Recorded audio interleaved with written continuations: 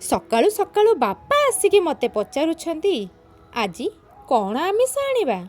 ବୋଉ କହୁଛନ୍ତି ମୋ ପୁଅର କାଲି ହେଇଥିଲା ଜ୍ୱର, ଆସିବନି ଯେ ଆଜି ଘରକୁ ଆମିଷ। ହେଲେ ବୋଉ, ତମ ପୁଅ କଥା ଟିକେ ଶୁଣ। ଧୀରେ କିନି ଯାଇ କାନରେ କହିଲି, ହେଇଟି ଆମିଷ ଖାଇବ ଆଜି? ଉତ୍ତରରେ ଆସିଲା ହୁଁ ହୁଁ। ଗାଧେଇ ସାରିକି ଚଉରାକୁ ଧୋଇ ଦେଲି ମୋ ଚଉରାରେ ପାଣି। ଠାକୁର ପୂଜା ସାରି ମନ୍ଦିର ବାହାରିଲି ଶିବଙ୍କୁ ଦର୍ଶନ କରି। ନୂଆ ଜୋସରଟେ କାଲି ଆସିଛି ଯେ ବୋଲ ଯେ ମାନୁନି ମୋର। ସ୍ୱାମୀଙ୍କୁ ଦେଖିକି ଚାଲିଲା ଜୋରେ। ସ୍ୱାମୀ କହୁଛନ୍ତି ତମକୁ କିଛି ଆସିନି। କଦଳୀ ସେଉ ଅଙ୍ଗୁର ଫଳ କାଟି ଦେଇଥିଲି ପୁଳାଏ। ସ୍ୱାମୀଙ୍କ ହାତ ବାଜି ହେଇଗଲା ମୋର ଜୁସ୍। ବିଟ ଲୁଣ ଛେଚି ଟିକେ ଚାଖି ଦେଲି ଯେ ହେଇଛି ତ ଭାରି ଖଟା। ମୁହଁକୁ ଆମ୍ବିଳା କରି ଜଳଖିଆ କଲି।